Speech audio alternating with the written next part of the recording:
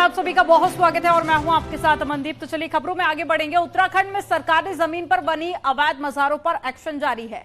तो वहीं सोमवार सुबह कोटद्वार में धामी सरकार का बुलडोजर अवैध मजारों पर चल गया और मजार के आसपास भी अतिक्रमण था जो कि अब साफ हो गया है। एक पुराने वीडियो में आप देख सकते हैं कि कैसे अवैध मजार सालों से जमी हुई थी, जिस पर अब धामी सरकार ने एक्शन लेते हुए इसे जमींदोज किया।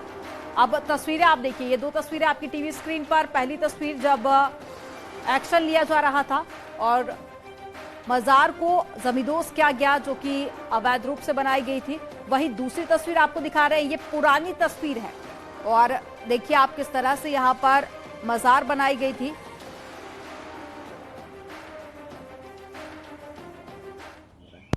देखिए, एक अवैध बाजार लैंडस्टोन वन प्रभाग में थी काफ़ी समय से। इसके संबंध में जो यहाँ पर लोग जिसमें आते रहते हैं उन सभी को नोटिस भी जारी किए गए थे फॉरेस्ट डिपार्टमेंट की ओर से। और फॉरेस्ट डिपार्टमेंट ने उसके बाद जब कोई भी इसने अपना दावा प्रस्तुत नहीं किया, ना ही किसने अपना उसका विरोध किया, उसके पश्चात भी एक सार्वजनिक नोटिस वहाँ पर चस्पा किया गया था। यदि किसी को अपना दावा प्रस्तुत करना है, कुछ भी कहना है, तो उसके संबंध में आकर के अपने पक्ष को रखे। लेकिन किसी की व्यक्ति के द्वारा भी ऐसा कोई भी अपना पक्ष यहाँ पर प्रकट नहीं किया गया था। इससे स्पष्ट हो गया था कि पूरी तरह से अवैध बाजार है और अवैध अतिक्रमण को जो माननीय मुख्यमंत्री जी के द्वारा जो निर्देश दिए गए हैं, उसके क्रम में सारी टीम के द्वारा, फॉरेस्ट विभाग के द्वारा, पुलिस प्रशासन सबने ज्वाइंट तौर से आज उसको यहाँ से हटा दिया गया है। और ज्यादा जानकारी के साथ में संवाददाता अनुपम भारद्वाज जुड़ गए हैं। अनुपम, दो तस्वीरों के जरिए हम देख रहे हैं कि पहले किस तरह से अवैध अतिक्रमण किया गया और आज सुबह एक बड़ी कार्रवाई की गई और मजार को जमींदोज किया गया। क्या सारा जानकारी आपके पास? पनियाली जो बीट है वहां पर ये मजार बनी हुई थी और काफी लंबे समय से ये जो अवैध मजार थी यहाँ पे बनी हुई थी और धीरे धीरे ये अपना बड़ा स्वरूप ले रहे थे। यानी कि एक पत्थर से शुरुआत की गई थी और धीरे धीरे जो कब्जा था ये लगातार बढ़ता जा रहा था और एक बड़ी कार्रवाई आज प्रशासन की ओर से की गई है, क्योंकि वन क्षेत्र में था, ये वन भूमि पे बनाई गई थी, तो इसलिए वन विभाग की जो टीमें थी वो भी मौके पे मौजूद थी और जो यहाँ पे जो पूजा वगैरह किया करते थे उनको पहले नोटिस दिया गया कि किसने ये निर्माण किया है, तो किसी की ओर से कोई वापस जवाब नहीं आया और उसके बाद आज ये जो मजार है वो ध्वस्त कर दी गई है और प्रशासन इसी तरीके से जो और मजारें हैं उनका भी चिन्हीकरण किया जा रहा है और शासन को रिपोर्ट भेजी जा रही है कि उन पर क्या किया जाएगा। ठीक है अनुपम, आप नजर बनाए रखिएगा। तमाम जानकारी साझा करने के लिए बहुत शुक्रिया आपका। और रामनगर से एक बड़ी खबर मिल रही है, जहां कॉर्बेट के बिजरानी रेंज में 4 अवैध मजारों पर बुलडोजर गरजा है। कॉर्बेट प्रशासन ने अवैध मजारों को लेकर नोटिस जारी किया था और नोटिस का जवाब नहीं देने पर कॉर्बेट प्रशासन ने अवैध मजारों पर बुलडोजर चलाया। तस्वीरें आपके सामने देखिए किस तरह से अवैध मजारों पर लगातार बुलडोजर गरज रहा है और मुख्यमंत्री पुष्कर सिंह धामी काफी ज्यादा इसको लेकर एक्टिव देखे जा रहे हैं और तमाम दिशा निर्देश अधिकारियों को जारी किए गए हैं और अतिक्रमण के विरुद्ध ये कार्रवाई, ये प्लान और एक्शन लगातार जारी है।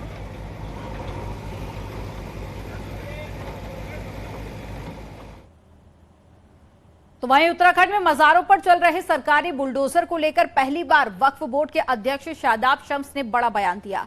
शादाब शम्स का कहना है कि अधिकारी अपने नंबर बढ़ाने के लिए वक्फ बोर्ड में रजिस्टर्ड मजारों पर भी बुलडोजर चला रहे हैं।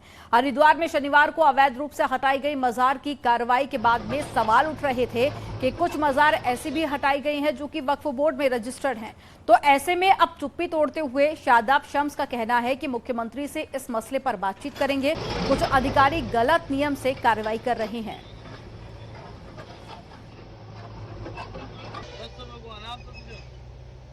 की बातें लगातार सामने आ रही हैं कि ऐसी भी कई मज़ारों को तोड़ा जा रहा है।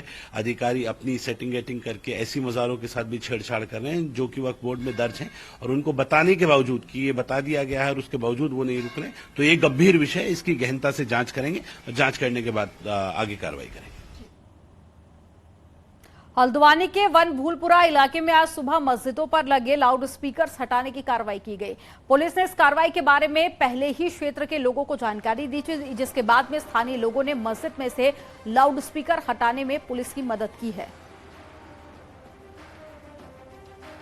तो हल्द्वानी से ये तस्वीरें आप देखिए जहां पर लाउड स्पीकर लगाए गए थे। हालांकि देखिए राज्य सरकार ने इसको लेकर पहले ही एक कानून बनाया है जहां पर ऐसे सार्वजनिक लाउड स्पीकर नहीं लगाए जा सकते और मामला सामने आया था जहां पर लाउड स्पीकर लगाए गए थे मस्जिद के ऊपर, जिसके बाद में एक्शन लेते हुए उन लाउड स्पीकर्स को हटाया गया।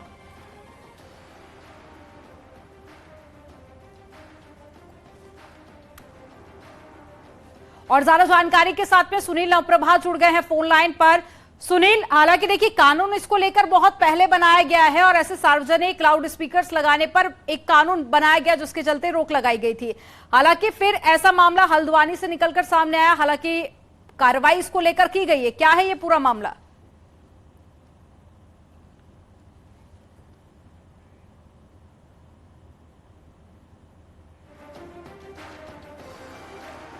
तो सुनील की आवाज हम तक नहीं पहुंच पा रही है, लेकिन आप ये तस्वीरें देखिए जहां पर एक्शन लेते हुए लाउड स्पीकर्स को हटाया गया।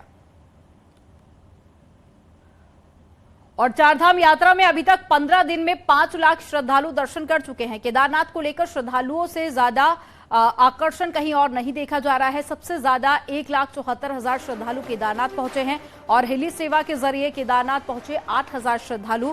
अभी तक चारों धामों के लिए 25 लाख रजिस्ट्रेशन हो चुके हैं। हालांकि कल से फिर से रजिस्ट्रेशन शुरू होंगे, तो ऐसे में बड़ी संख्या में लोग ऐसे हैं जो कि अब आने वाले दिनों में अपना रजिस्ट्रेशन करवाएंगे। तो ये खूबसूरत तस्वीरें आप देखिए केदारनाथ की। मौसम पिछले दिनों काफी ज्यादा खराब था, जिसके चलते यात्रा भी रोकी गई, इसके अलावा रजिस्ट्रेशन को भी रोका गया था। लेकिन अब मौसम पहले के मुकाबले काफी बेहतर देखा जा रहा है, तो माना जा रहा है कि कल से एक बार फिर से रजिस्ट्रेशन शुरू हो जाएंगे।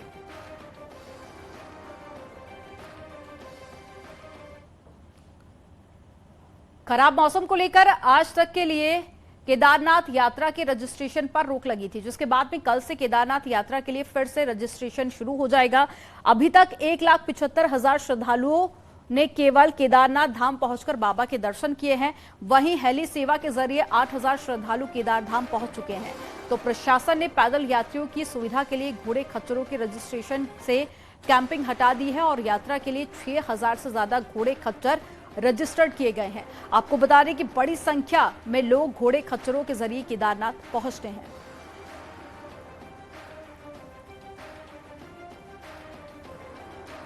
और ज्यादा जानकारी के साथ में सुनील नवप्रभा जुड़ गए हैं।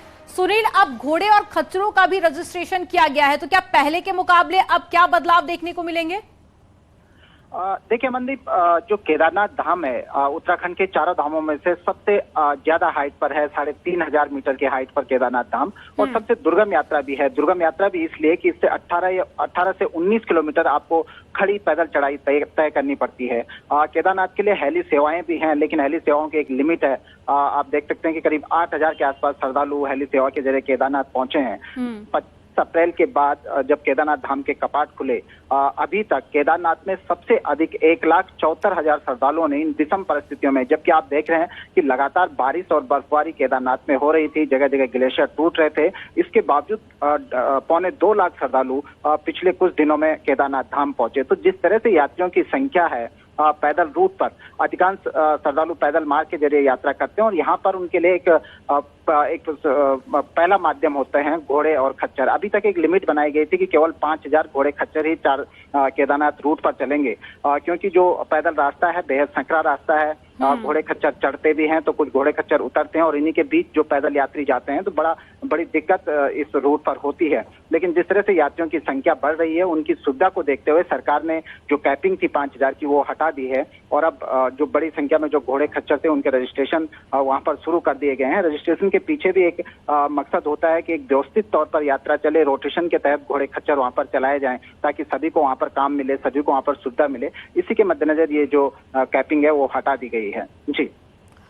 तो एक अच्छी पहल इसे कह सकते हैं। तमाम जानकारी साझा करने के लिए बहुत शुक्रिया सुनील आपका। और केदारनाथ धाम में हुक्का पी रहे हरियाणा निवासी एक शख्स के खिलाफ कार्रवाई पुलिस ने की है और चालान भी काटा। साथ ही उत्तराखंड पुलिस ने इसके लिए ऑपरेशन मर्यादा शुरू किया है, जिसके तहत तीर्थ स्थलों पर अमर्यादित आचरण करने वाले लोगों के खिलाफ एक्शन लिया जाएगा। तस्वीर आप देखिए, यह हरियाणा का युवक जो कि यहां पर हुक्का पी रहा था, जिसके खिलाफ पुलिस ने एक्शन लेते हुए चालान काटा। केदारनाथ की ये तस्वीरें हैं।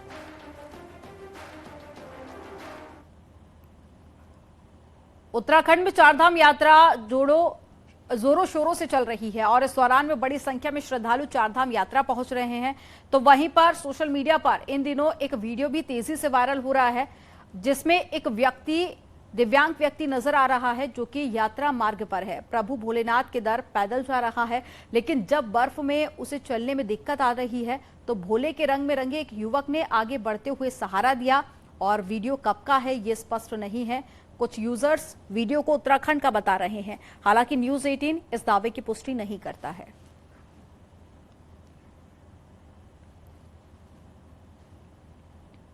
बद्रीनाथ धाम में दोपहर के बाद हर दिन मौसम बदल रहा है, जिससे कि बद्रीनाथ धाम में कड़ाके की ठंड पड़ रही है। धूप खिलने के बाद में तीर्थ यात्रियों को ठंड से राहत मिल रही है, तो बद्रीनाथ धाम की यात्रा चरम पर है। अभी तक बद्रीनाथ धाम में 1,18,000 से ज्यादा तीर्थयात्री भगवान बद्री विशाल के दर्शनों के लिए पहुंच चुके हैं, जबकि कपाट खुले मात्र 11 दिन हुए हैं। इस बार यात्रियों की संख्या को देखते हुए बद्रीनाथ धाम में पूर्व के सभी रिकॉर्ड टूटने की उम्मीद नजर आ रही है।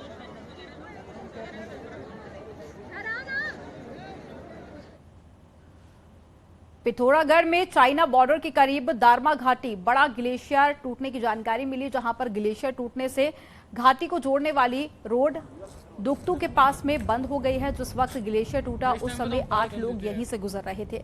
गनीमत ये रही कि ये सभी सुरक्षित है। घाटी को जोड़ने वाली रोड बंद होने से ग्रामीणों के साथ ही पंचाछूली देखने गए सैलानी भी फंस गए। ग्लेशियर का बड़ा हिस्सा टूटने के कारण रोड के 2 दिन तक खुलने के आसार नहीं है।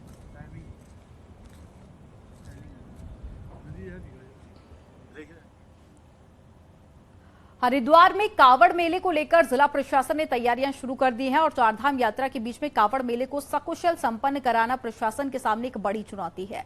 मेले की तैयारियों को लेकर डीएम और साथ ही एसएसपी ने अधिकारियों के साथ बैठक की और बैठक में कई विभागों के अधिकारी मौजूद रहे। डीएम विनय शंकर पांडे ने कावड़ मेले से पहले बिजली, पानी, सड़क, स्वास्थ्य जैसी मूलभूत व्यवस्था पूरी करने के निर्देश अधिकारियों को दिए हैं। एसएसपी अजय सिंह ने बताया कि जल्द ही पड़ोसी राज्य के पुलिस अधिकारियों के साथ में समन्वय बैठक कर कावड़ मेले की व्यवस्थाओं पर बातचीत की जाएगी। 15 तारीख से हमारी टेंडर प्रक्रिया शुरू हो जाएगी, ताकि जो भी औपचारिकताएं पूरी होने के बाद 4 या 5 जून से काम प्रारंभ हो जाए। क्योंकि इस बार की कांवड़ यात्रा थोड़ी पहले हो रही है, तो इसको ध्यान में रखकर हमें टाइम लिमिट का भी ध्यान रखना है और साथ ही साथ मेला भव्यतम हो उसका भी ध्यान रखना है। तो जो व्यवस्थाएं हमें कांवड़ यात्रा के दौरान पुलिस को जरूरत पड़ती है और जो संबंधित विभाग से जरूरत होती है, चाहे पीए सिस्टम लगवाना हो, पूरे कोई अनाउंसमेंट करनी हो, सीसीटीवी कवरेज बढ़ानी हो, तो उसी व्यवस्थाओं को लेकर ये मीटिंग थी, जिसमें पुलिस की जो आवश्यकता है उसको संबंधित विभाग को बताया गया, जिसको समय से पूर्ण कर लिया जाए। और देहरादून से एक बड़ी खबर मिल रही है, जहां जल संसाधनों पर लोकसभा की स्थायी समिति के 30 सदस्यीय टीम 3 दिन के लिए उत्तराखंड दौरे पर पहुंचे हैं और समिति में लोकसभा के 21 राज्यसभा के 9 सदस्य शामिल हैं। सिंचाई, नमामि गंगे, टीएचडीसी से जुड़ी केंद्रीय योजनाओं पर फोकस रहेगा और साथ ही समिति समीक्षा के साथ ही योजनाओं का निरीक्षण भी करेगी। तो इसी के तहत ही आज संसदीय समिति टिहरी डैम का दौरा करेगी और शाम को समिति देहरादून में समीक्षा मीटिंग भी लेगी।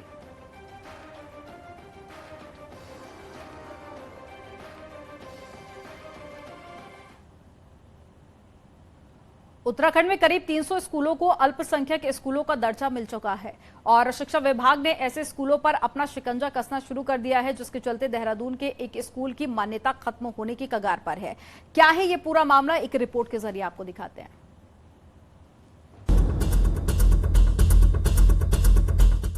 उत्तराखंड में अल्पसंख्यक स्टेटस वाले 286 स्कूल चल रहे हैं।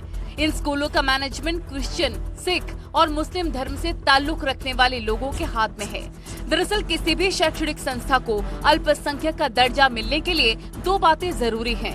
पहला, संस्थान को बनाने में और वहां के मैनेजमेंट में संबंधित धर्म के लोग शामिल हों, और दूसरा, संस्थान में 50% सीटें उसी अल्पसंख्यक समुदाय के लिए आरक्षित हों। इस बीच अल्पसंख्यक स्कूलों, खासकर क्रिश्चियन स्कूलों से जुड़ी शिकायतें मिलने के बाद एजुकेशनल डिपार्टमेंट में उनकी कुंडली निकलनी शुरू हो गई है। फिलहाल इसकी जद में देहरादून का एक क्रिश्चियन स्कूल आ रहा है। इसमें क्या है कि जो संवैधानिक स्तर से उनको कुछ छूटें दी गई हैं, जो हमारे अल्पसंख्यक स्कूल्स होते हैं, लेकिन आरटी के भी कुछ नॉर्म्स होते हैं जिसको उनको फुलफिल करना होता है। उसके जो मानक हैं, आरटी के जो मानक हैं, उनको पूरा करवाने के लिए हम लोग इंस्पेक्शन कर रहे हैं और जो भी कमियां होंगी तो उसको नोटिस जारी करके इनको ठीक कराया जाएगा। स्कूल्स की चेकिंग होना जरूरी है। अगर माइनॉरिटीज ने स्कूल खोले तो आई फील कि माइनॉरिटीज के जितने बच्चे हों वहां जाके पढ़ें, उन लोगों को उसकी बेनिफिट मिले। अगर बेनिफिट मिलता है तब तो बहुत अच्छी बात है, और नहीं मिल पा रहा है तो फिर तो चेकिंग होना जरूरी है। हालांकि एजुकेशन डिपार्टमेंट स्कूलों की कुंडली देख तो रहा है, पर जानकार ये भी कहते हैं कि अल्पसंख्यक स्कूल या स्कूलों की मान्यता सिर्फ इस आधार पर खत्म करना कानूनी तौर पर चैलेंजिंग हो सकता है, क्योंकि वहां पर 50% स्टूडेंट अल्पसंख्यक नहीं है। तो ये एक पेचीदा मसला तो है, लेकिन मैं इतना जरूर कहूंगा कि अगर कहीं सरकार के पैसे का दुरुपयोग हो रहा है और लोग खोल के अल्पसंख्यकों के नाम पे स्कूल खोल के बैठे हैं और वहां बच्चों को कोई लाभ भी नहीं मिल रहा है, तो अपने आप में एक बहुत बड़ा चिंता का विषय है। सरकार को इसकी जांच करानी चाहिए। शिक्षा विभाग की प्रारंभिक पड़ताल में ये बात भी सामने आई है और अल्पसंख्यक स्टूडेंट का टोटा क्रिश्चियन स्कूलों और कुछ मामलों में सिखों से जुड़े शैक्षणिक संस्थानों में दिख रहा है।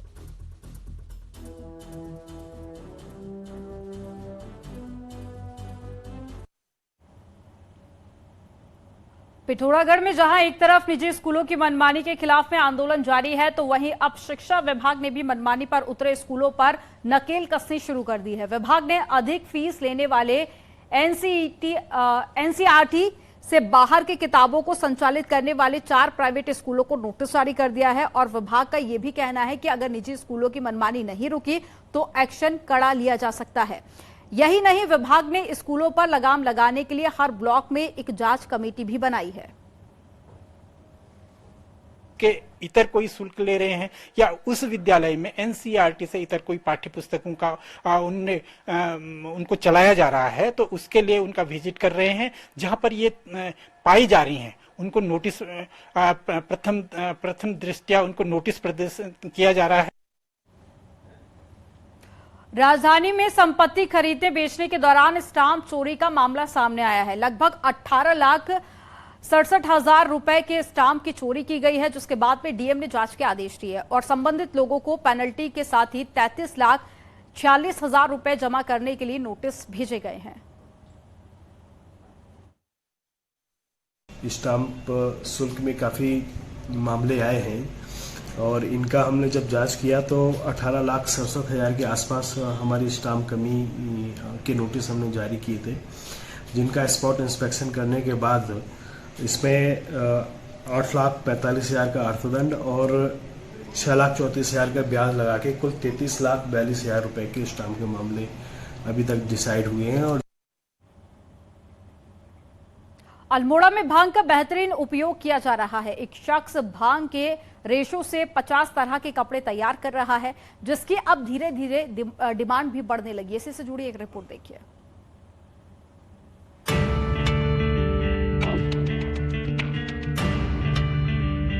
पहाड़ में रोजगार की अपार संभावनाएं हैं, बस थोड़ा सा जोखिम और धैर्य की आवश्यकता है। ऐसा ही कर दिखाया बनारस के रहने वाले नरेंद्र चौहान ने। 2014 में हवालबाग के कुराली में गांवों से भांग के डंडे इकट्ठा कर कपड़े बनाने का काम शुरू किया, तो आज भांग के रेशों से बने कपड़ों की डिमांड देश के साथ ही विदेशों तक हो रही है। उनका टर्नओवर भी अब करीब 1.5 करोड़ तक पहुंच गया है। हम पूरी तरीके से भांग को लेकर के, हेम्प को लेकर के इन्वॉल्व हैं। फाइबर इसके जो रेसे हैं उससे हम काम करते हैं, जिसमें हमारे पास अभी जो रिक्वायरमेंट आ रही है स्विट्जरलैंड से आ रही है, ग्रीस से आ रहा है, अमेरिका से आ रहा है, ऑस्ट्रेलिया से आ रहा है, और देश तो अपना है ही है। तो इसमें हमारा जो प्रोडक्ट है वो प्रोडक्ट शर्ट है, पैंट है, ट्यूनिक्स है, टी शर्ट है, सब कुछ हम हेम्प से बना रहे हैं। हवालबाग ब्लॉक के कई गांवों में महिलाओं को समूह बनाकर प्रशिक्षण दिया जा रहा है। कुछ लोग भांग के डंडे इकट्ठा कर रहे हैं, तो कुछ महिला कपड़ों की सिलाई कर रही हैं। मेरे को यहाँ 7 साल हो गया हुआ काम करते हुए, और हम यहाँ टी शर्ट, लेडीज सूट और भांग से बने हुए कपड़े बनाते हैं, कॉटन के कपड़े बनाते हैं। मुझे यहाँ 4 महीने हुए हैं काम करते हुए। यहाँ मैंने बैग बनाना और पैंट बनाना, आईप्लो बनाना, बहुत सारी चीजें बनती हैं, बहुत प्रकार के बैग बनते हैं, बनाए हैं।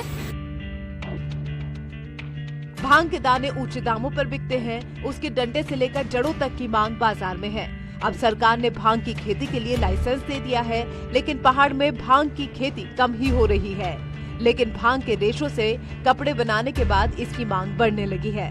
न्यूज़ 18 के लिए अल्मोड़ा से किशन जोशी की रिपोर्ट।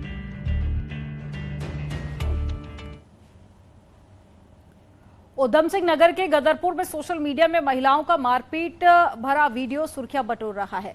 दरअसल एक वीडियो में दो महिलाएं आपस में लड़ती हुई दिख रही हैं। सरे बाजार मारपीट करने के बाद में दोनों महिलाएं थाने पहुंची तो पता चला कि आपस में सगी बहनें हैं। किसी घरेलू विवाद के चक्कर में भीड़ जमा भी हुई और उसके बाद में आपस में लड़ती हुई महिलाएं देखी गई और पुलिस के अनुसार दोनों में राजीनामा हो गया है और उनको चेतावनी देकर रवाना किया गया।